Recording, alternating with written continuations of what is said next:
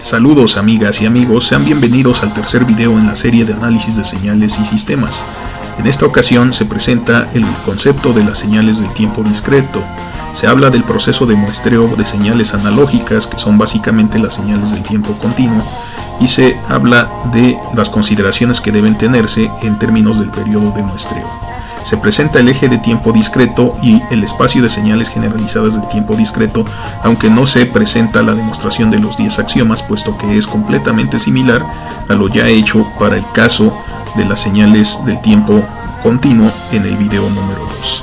Se presenta también el concepto de la señal digital y cómo es que es diferente al del concepto de la señal de tiempo discreto, y además se presenta de forma conceptual el significado del fenómeno de alias que se presenta cuando se pasa de una señal analógica a una señal digital.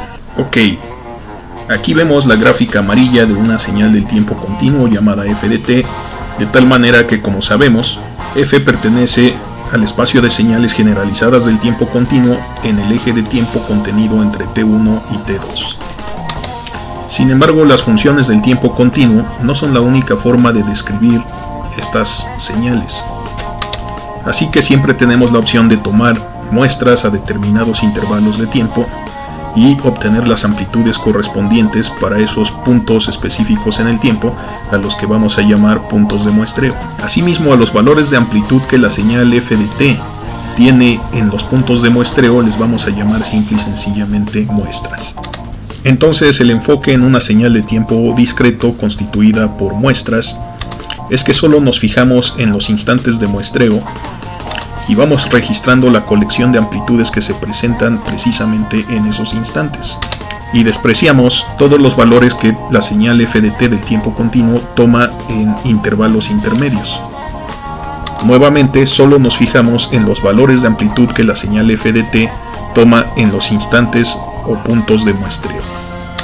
Como consecuencia de esta elección, nos damos cuenta que el eje del tiempo se rompe, por lo cual la representación de f de t también cambia y queda únicamente representada por los valores de las muestras, como una secuencia de valores definidos por las muestras.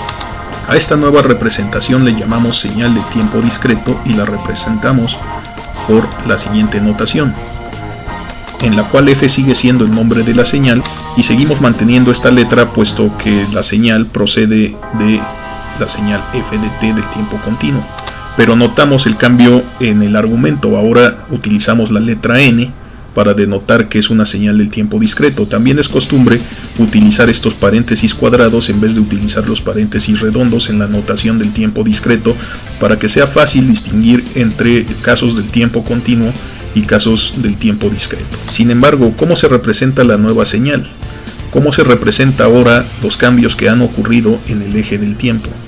Para empezar, primero que nada, es preciso notar que hemos realizado una partición constante, una partición regular en el eje del tiempo, en este caso definida por el número delta t, el cual representa el incremento de tiempo que tiene que transcurrir para que podamos tomar la siguiente muestra a partir de la señal del tiempo continuo. En este caso, el dibujo representa una partición donde delta t siempre es constante. Por lo tanto, si cada instante de muestreo está separado del anterior por delta t unidades de tiempo, entonces los valores correspondientes de las amplitudes de la señal discreta se obtienen al evaluar la señal del tiempo continuo, esta gráfica amarilla que vemos aquí, en esos instantes precisamente, y aquí en el argumento vamos denotando a partir del límite inferior de nuestro eje de tiempo, con incrementos delta t constantes, cómo va sucediendo cada una de las muestras. Así que la primera muestra la tenemos aquí tomada en t1, la segunda muestra en t1 más delta t, la tercera muestra en t1 más 2 delta t, y así sucesivamente. En el enésimo caso, pues tenemos t1, que es el límite inferior, más n veces delta t. Hemos hecho transcurrir n veces delta t unidades de tiempo, o bien n periodos de muestreo. A delta t se le conoce también con el nombre de periodo de muestreo, puesto que define la cantidad de tiempo que esperamos entre la toma de muestras sucesivas. Asimismo, cabe señalar que la toma de muestras entonces queda parametrizada por la letra n minúscula, que es un número entero. A esta letra n minúscula vamos a llamarla índice o variable del tiempo discreto. Asimismo, n mayúscula es un número total de periodos de muestreo. Y aquí se ve precisamente esa situación en el dibujo. Tenemos que esperar varios periodos de muestreo. En este dibujo, 10 periodos de muestreo para llegar del tiempo t1 al tiempo t2, que forman la totalidad del eje de tiempo definido para nuestra señal original del tiempo continuo. Entonces podemos pensar en los periodos de muestreo como el espacio que se encuentra entre cada una de las muestras. Sin embargo, es importante notar que la cantidad de muestras involucradas en este proceso en realidad es una unidad mayor que el número de periodos de muestreo. Por lo tanto, n mayúscula más 1 es el número total de muestras involucradas en esta representación de la señal. Precisamente n minúscula va cambiando con el tiempo, desde n igual a 0, n igual a 1, n igual a 2, hasta n igual a n mayúscula. N mayúscula desde luego es una constante y n minúscula es una variable, de ahí su nombre, variable del tiempo discreto. Esto quiere decir que precisamente estamos sustituyendo la funcionalidad que tiene nuestra variable t por la variable n, pero si recordamos que t es una variable real, aquí vemos un cambio en la naturaleza del dominio. Desde luego ahora n es una variable entera. Así que mientras f de t es una señal del tiempo continuo, es decir, un mapeo de los números reales en los números reales, en el caso de las señales del tiempo discreto, este mapeo cambia a lo siguiente. De tal manera que ahora nuestro dominio son los números enteros y el rango o la amplitud de la señal siguen siendo los números reales, puesto que las amplitudes pueden tomar cualquier valor en el rango continuo.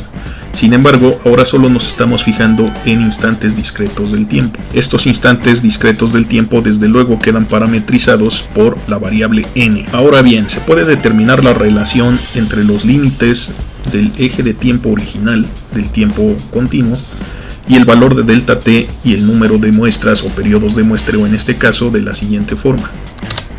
Aquí lo tenemos entonces, el periodo de muestreo es igual a la diferencia de los límites del eje de tiempo, desde luego el límite superior menos el límite inferior dividido entre el número total de periodos de muestreos involucrados en este proceso. Todo esto nos permite representar al eje de tiempo discretizado de la siguiente manera. Podemos presentar una primera versión del eje de tiempo discreto como una colección de elementos precisamente que son los instantes consecutivos de muestreo. Entonces tenemos una especie de vector, podemos acomodar todo esto en un vector como lo vemos aquí en pantalla, donde en cada localidad almacenamos el primer periodo de muestreo, el segundo periodo de muestreo y así sucesivamente, los consecutivos periodos de muestreo. Sin embargo, en esta primera versión hay que notar que estos son números reales en realidad. Están separados por una distancia constante, que es el periodo de muestreo, sin embargo, siguen siendo números reales, puesto que el tiempo continuo es un número real. Sin embargo, si nos fijamos en la forma general de la representación, es decir, en el caso enésimo, podemos darnos cuenta que la variable n precisamente va tomando valores enteros. En este caso, para la primera localidad tendríamos que n es igual a 0, para la segunda localidad n es igual a 1, para la tercera localidad n es igual a 2, y así sucesivamente. Desde luego hasta llegar al caso en el que n es igual a n mayúscula. Hay que recordar que T2 precisamente es T1 más n mayúscula veces el periodo de muestreo. Asimismo, y de forma análoga, podemos formar la colección de las amplitudes que toma la señal f de t en los diferentes instantes de muestreo y coleccionar todos los elementos en un vector, de la siguiente forma, aquí como lo vemos en pantalla. Y por lo tanto observamos que la correspondencia en efecto es de 1 a 1 entre las casillas de estos vectores. Y debido a que en este caso el valor del periodo de muestreo es constante, nosotros podemos guardar registro de cuánto vale y únicamente utilizar el índice como información del incremento en el tiempo.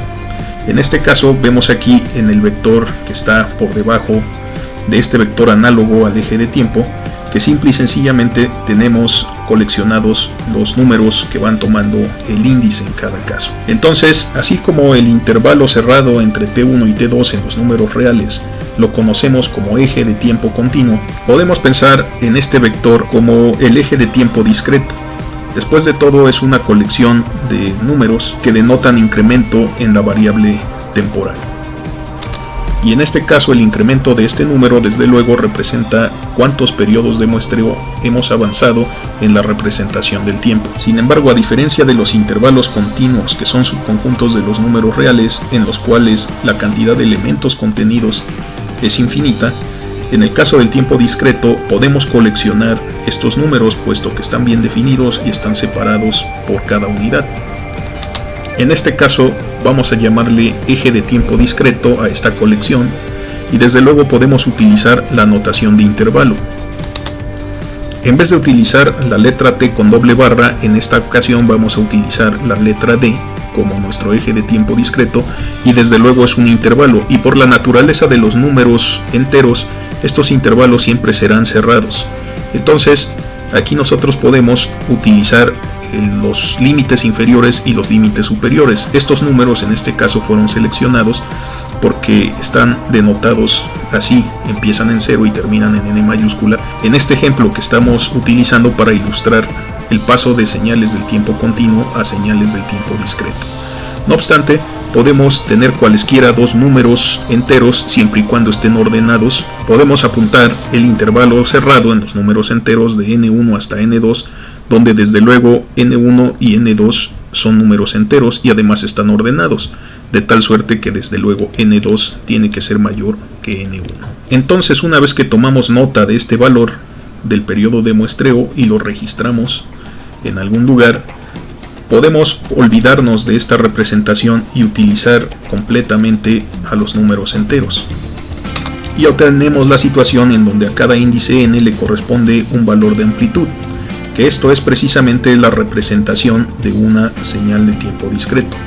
Entonces, lo único que vamos a hacer es, para no estar utilizando esta notación que todavía depende del periodo de muestreo, como podemos ver, vamos a abreviar la notación para que sea más sencilla y nos quede al estilo precisamente de la notación del tiempo continuo de la siguiente forma. Entonces, si ahora empleamos la idea de que el valor de la señal del tiempo continuo, el valor de amplitud que se presenta en cada instante de muestreo, parametrizado por la letra n, queda ahora simple y sencillamente representado por esta notación de paréntesis cuadrados, donde precisamente llevamos la cuenta de cuál es el instante de muestreo, no en valor exacto en términos del tiempo continuo, solo en términos de la secuencia en el cual se presentó. Entonces, esta notación pues abrevia a esta notación más larga que procede de la señal de tiempo continuo, pero representa lo mismo, es una abreviación. Entonces nosotros la podemos utilizar en su representación y obtener lo siguiente.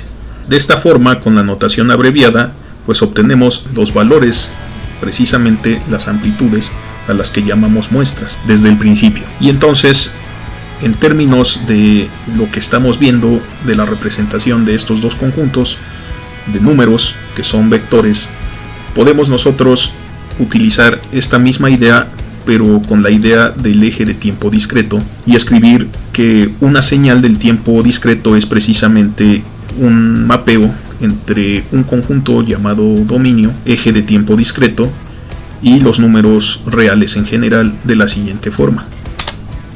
Esto sin perder de vista desde luego que este eje de tiempo discreto es un subconjunto de los números enteros esta ocasión. Entonces sigue siendo un mapeo de los enteros a los reales. Y además, si nos damos cuenta, la información que está descrita en este eje de tiempo simple y sencillamente se repite en la representación de nuestra señal, es decir, en las muestras, en las amplitudes. Aquí tenemos 0, aquí también aparece 0, aquí tenemos 1, aquí aparece el 1 y así sucesivamente.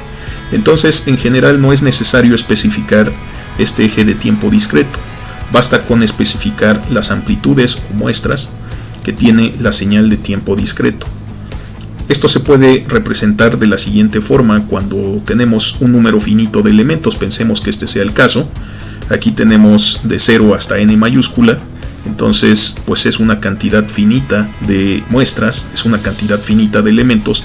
La podemos representar de la siguiente forma para no utilizar esta representación en casillas, ni tampoco utilizar esta representación del eje del tiempo discreto explícitamente, puesto que una vez más, como dijimos, la información del eje de tiempo discreto queda implícita en los índices de la señal del tiempo discreto que estamos utilizando en la representación del vector que está aquí abajo. Entonces, equivalentemente podemos anotar únicamente los valores de amplitud. Aquí en este ejemplo no se nota exactamente la ventaja, pero si nosotros tuviéramos los valores, ya por decir 1, 3, menos 5, pi, etcétera, etcétera, simple y sencillamente anotamos esos valores y nos referimos al eje de tiempo de la siguiente forma, como intervalo, y entonces sabemos cuál es el valor que tiene la primera muestra, en qué instante del tiempo discreto se presenta y en qué instante del tiempo discreto se debe presentar la última muestra. En este caso, pues es muy evidente, pero una vez más, si tuviéramos solo las cantidades numéricas, entonces pues esta representación nos permite esquivar el uso de este tipo de representación. Sin embargo, este tipo de representación es importante conceptualmente y sobre todo cuando se realiza procesamiento de señales de tiempo discreto en computadoras digitales. En este caso también, si el punto de referencia, que generalmente siempre es el 0 en el tiempo, queda dentro de nuestra representación, nosotros podemos poner una flecha, ya sea por arriba o por abajo de esta representación, que nos indica que ese es el valor que toma la señal cuando el índice n es igual a 0. En este caso, desde luego, eso es evidente, pero una vez más, si tuviéramos solo la secuencia de números, ya los números de amplitud que estamos obteniendo, entonces no podríamos ver cuál es el índice explícitamente. Y si nosotros ponemos una flecha, aquí estamos diciendo que este es el punto de referencia donde nuestro eje de tiempo pasa por 0. Otra cosa es que hay que notar que para nosotros en este ejemplo n igual a 0 representa cuando el tiempo continuo pasa por t1, y aquí según el dibujo t1 es mayor que el 0, es decir, y el 0 del eje de tiempo continuo y el 0 del eje de tiempo discreto no siempre coinciden. Ahora bien, pasemos a observar otros detalles de estas señales de tiempo discreto. Entonces, a diferencia del caso anterior en el que t1 es, por ejemplo, distinto de 0, o en el que las muestras en realidad no coinciden con el número 0, no pasan por 0, el 0 no es ningún instante de muestreo, la situación que teníamos era que la enésima muestra tiene esta representación, donde n denota pues t1, el límite inferior del tiempo continuo, más n periodos de muestreo. Sin embargo, aquí, como vemos en el dibujo de la derecha, nosotros tenemos que un periodo de muestreo, es decir, un instante de muestreo, sí pasa por el 0. Entonces esta representación en general se simplifica independientemente de cuáles sean los límites. Vamos a pensar lo siguiente.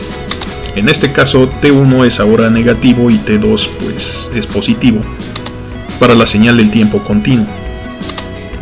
Y justo como comentamos, aquí una de los instantes de muestreo coincide con el 0 del tiempo continuo.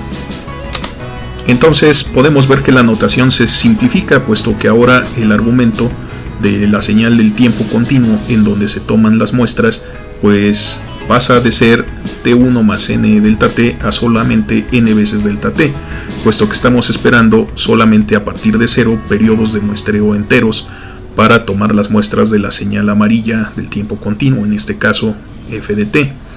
Entonces, en general, cuando utilicemos esta notación, se va a entender señal del tiempo discreto, y aunque es una simplificación de este caso, en realidad se puede tomar como el caso general sin perder esa generalidad precisamente, puesto que nosotros siempre podemos desplazar los ejes y comenzar nuestro análisis en nuestro instante deseado. Ese instante deseado es precisamente un punto de referencia en el tiempo. Además, otra cosa que hay que tener presente es que en estos dos casos que hemos analizado, hemos hablado de particiones regulares del eje del tiempo, es decir, con delta t constante. Sin embargo, se pueden tener casos con particiones irregulares.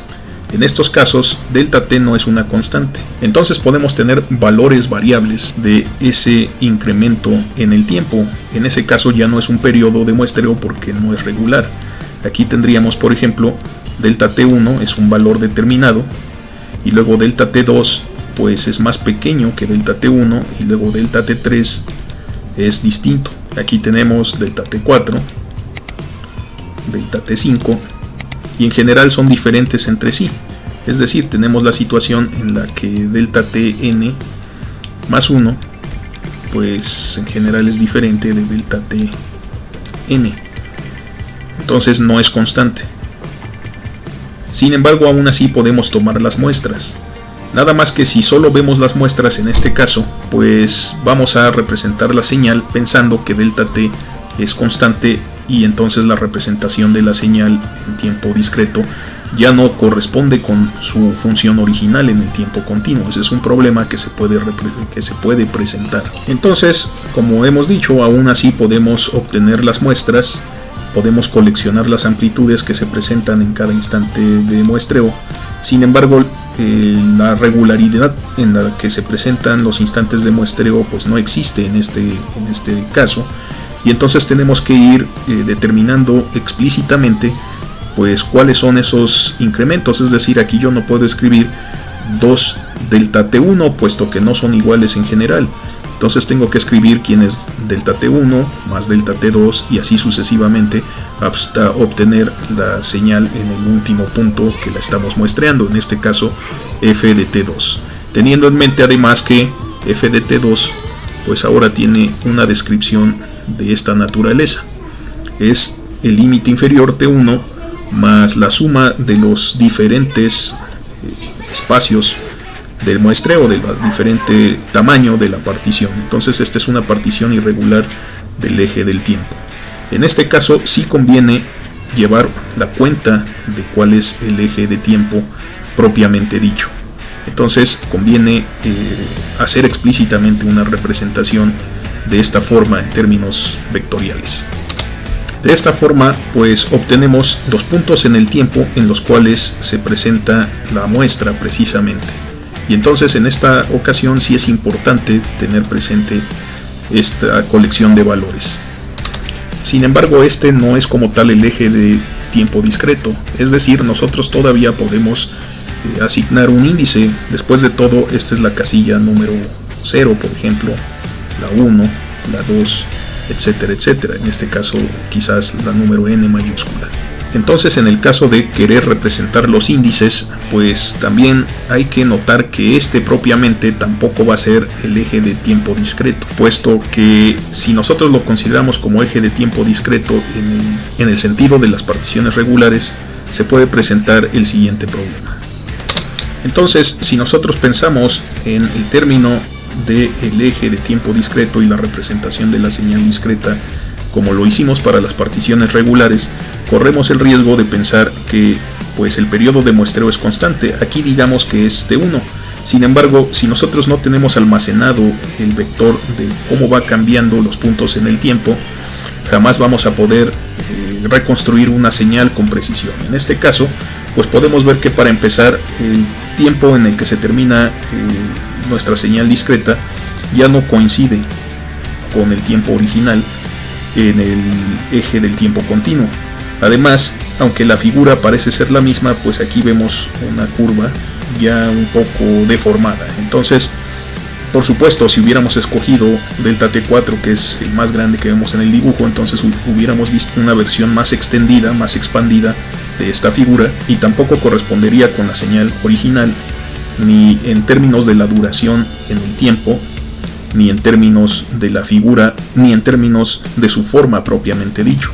Entonces, es por esta razón por la cual las particiones irregulares no se utilizan con gran frecuencia, al menos no en términos del análisis de señales y sistemas, y se prefieren las particiones regulares puesto que son más simples de trabajar. Entonces, en este curso, en lo que resta del curso, vamos a referirnos a señales discretas, señales de tiempo discreto, de esta manera. Entonces, para nosotros esta va a ser una señal del tiempo discreto o una secuencia de tiempo discreto, como también se le conoce. Además, esto se justifica porque en general, pues cuando las señales discretizadas proceden de señales del tiempo continuo, El aparato que logra esa conversión se llama convertidor analógico a digital, es un aparato electrónico, y ese aparato pues toma muestras a intervalos regulares definidos por su arquitectura, por su hardware. Entonces, por esa razón, en términos de las señales, vamos a pensar que vamos a tener siempre particiones regulares. Otra distinción que vale la pena hacer es la que existe entre lo que se conoce como señales discretas, que son las que nosotros estamos analizando en este curso, y señales digitales. A veces se utilizan como sinónimo y generalmente es una equivalencia justa. Sin embargo, pues hay que tener en cuenta el detalle que vamos a comentar a continuación. Cuando pensamos en una señal de tiempo discreto, pensamos en que cada instante de muestreo se va a tomar una muestra. Precisamente un instante de muestreo es solo un punto en el tiempo, no tiene duración. Y entonces, pues pensamos en obtener únicamente el valor de amplitud de la señal del tiempo continuo. Y después, por supuesto, coleccionarla en un vector como hemos hecho anteriormente. Entonces la representación de la señal discreta es como la que tenemos aquí en estas barras rojas, y estamos pensando que pasa precisamente por la curva de la señal continua en los momentos o instantes de muestreo adecuados. Sin embargo, cuando ocupamos el aparato conocido como convertidor analógico digital, pensando que esta señal amarilla es, por ejemplo, un voltaje analógico, entonces cuando lo convertimos al mundo digital, lo hacemos pasar por ese aparato llamado convertidor analógico a digital. Y entonces pensamos que conectándole la señal analógica a la entrada obtenemos la representación de la señal digital a m bits, y esta señal digital la tratamos como una señal del tiempo discreto, por supuesto. En este caso, pues m es la cantidad de bits a la que nos hace la conversión, y pues en este caso serían 4 según el dibujo, pero en realidad pues se estilan números muy superiores, como 16, 32 bits, etcétera, etcétera. Y entre más bits tenemos, aumenta la resolución, y ese es un factor crucial, por lo que vamos a ver a continuación.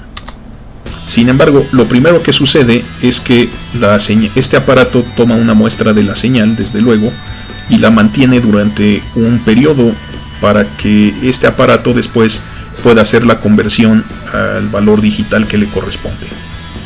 Entonces, lo primero que sucede es una retención de orden cero, así se conoce, en el que el valor de la señal, una vez que se ha tomado la muestra, se mantiene durante un periodo de muestreo, y entonces obtenemos esta versión escalonada de la señal original que vemos aquí en amarillo, la señal análoga o analógica. Entonces, pues obtenemos esta señal que también sigue siendo del tiempo continuo. FQDT es esta señal escalonada, y vemos que ya es diferente de la señal original.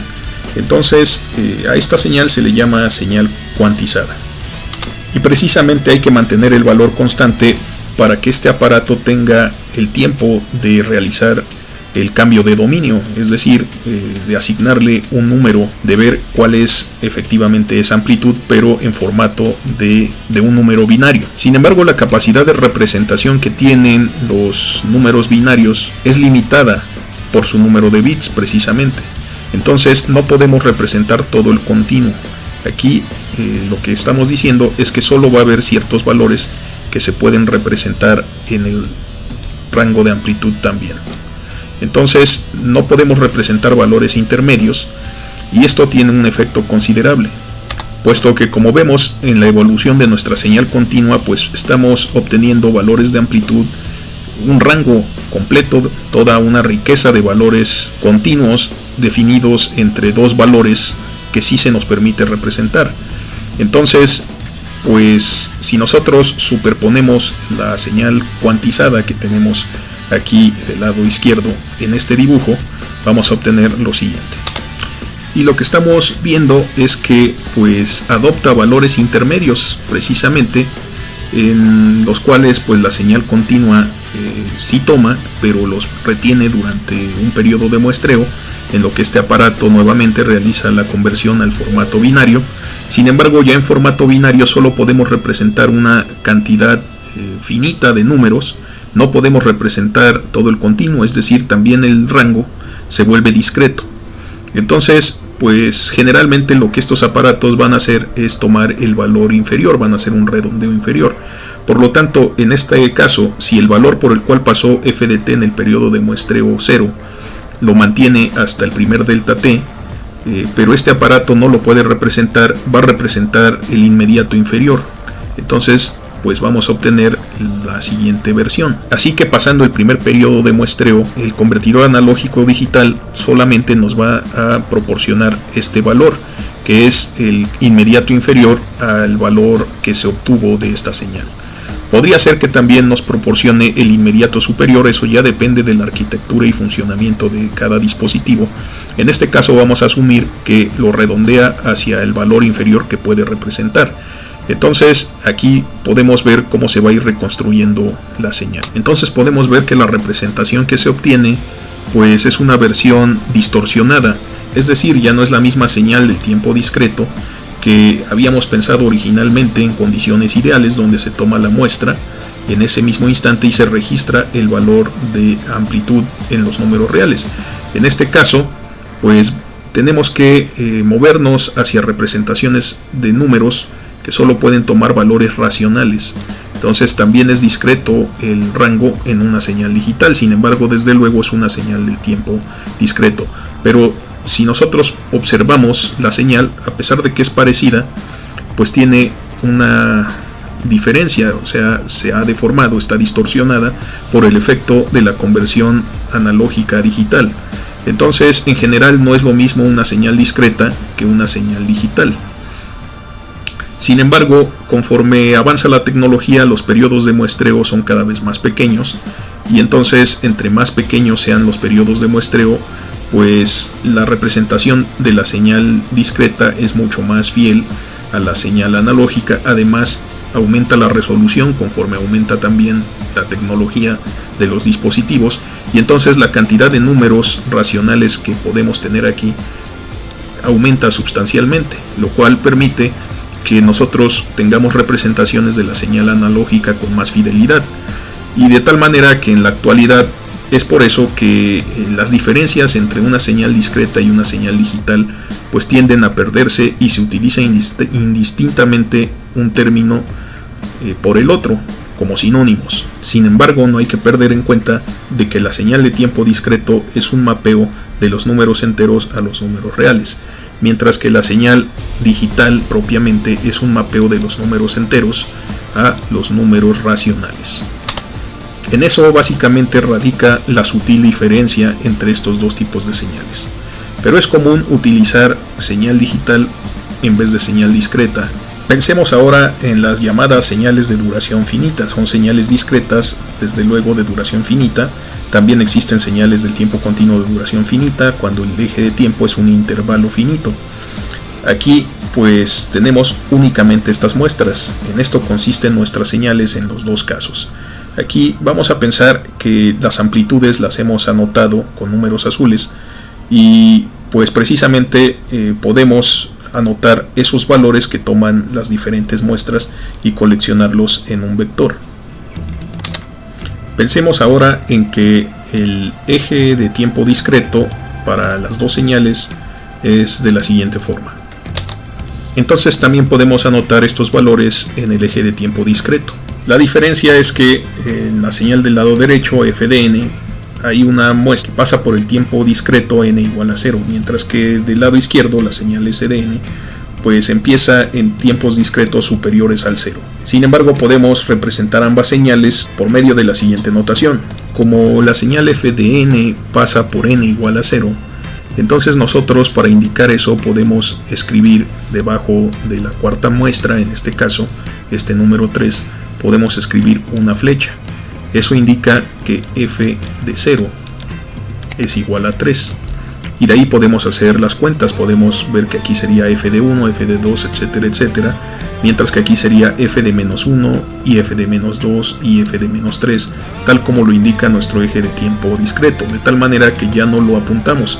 En este caso, sin embargo, en el caso de s de n, sí es necesario especificar cuál es el eje de tiempo discreto. Podemos, por lo tanto, simple y sencillamente escribir el intervalo, en este caso del número 3 hasta el número 10. puesto que aquí nosotros no podemos poner una flecha. Ninguno de estos números, en ninguno de estos casos, el índice es igual a 0. Sin embargo, también podemos tener señales de duración infinita, justo como en el tiempo continuo.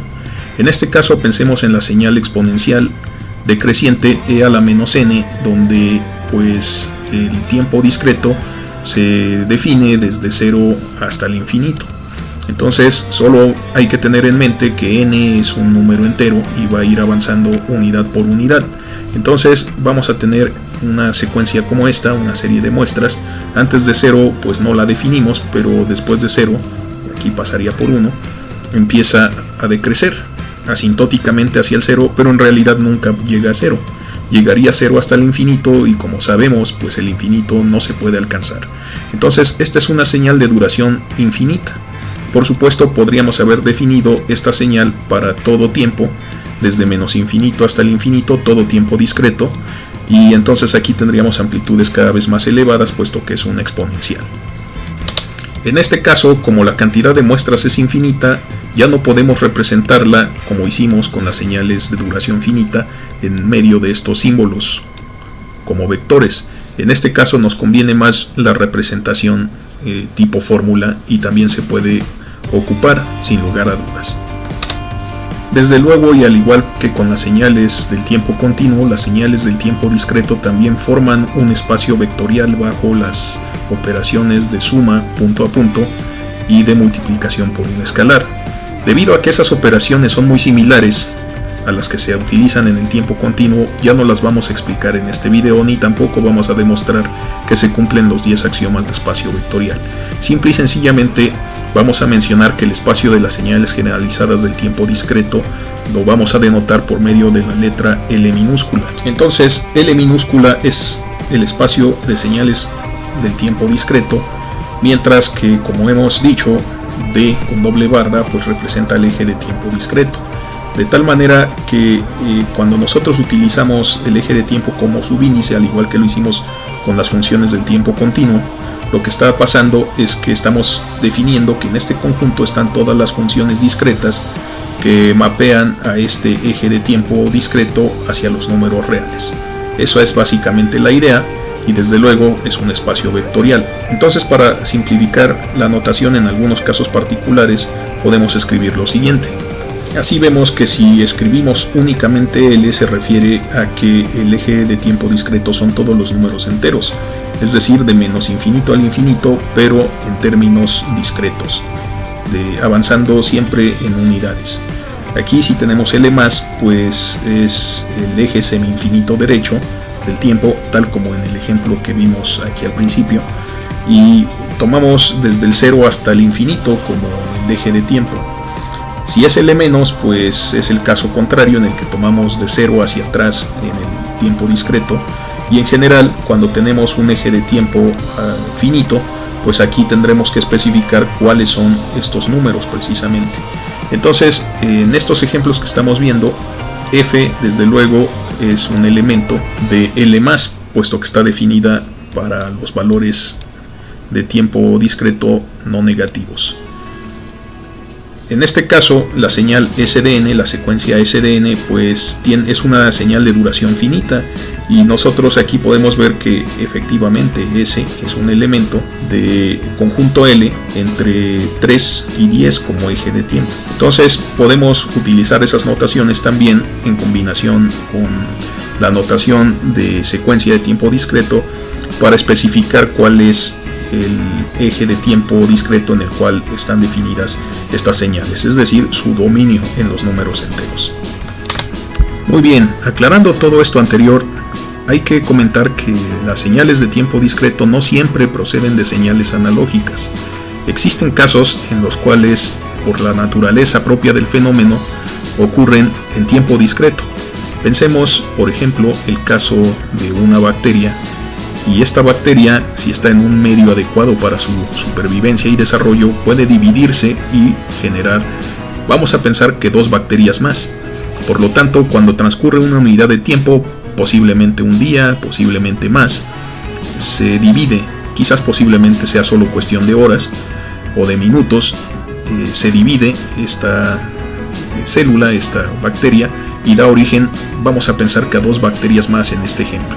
Entonces, si nosotros llevamos la cuenta de cuántas bacterias existen en un medio adecuado, al principio pues tenemos solo una bacteria, coleccionamos el número de bacterias en la señal S, y entonces cuando ha transcurrido una unidad de tiempo, pues vamos a ver que tenemos 2 bacterias, y así sucesivamente. El siguiente número serían 4, y así sucesivamente.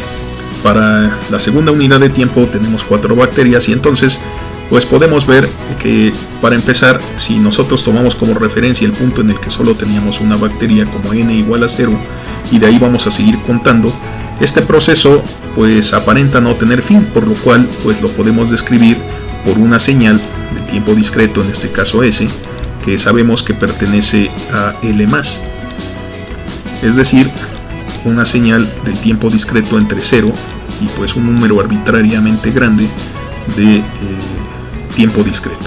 Entonces esta señal tiene de hecho la siguiente fórmula, aquí la podemos ver, es 2 a la n para n's mayores o iguales que 0. Por la naturaleza propia de este fenómeno, en el que desde luego pues vemos que no hay media bacteria, las bacterias se van a dividir en 2 o más partes, en este caso pensando que 2, pues tenemos este tipo de naturaleza en términos de las bacterias.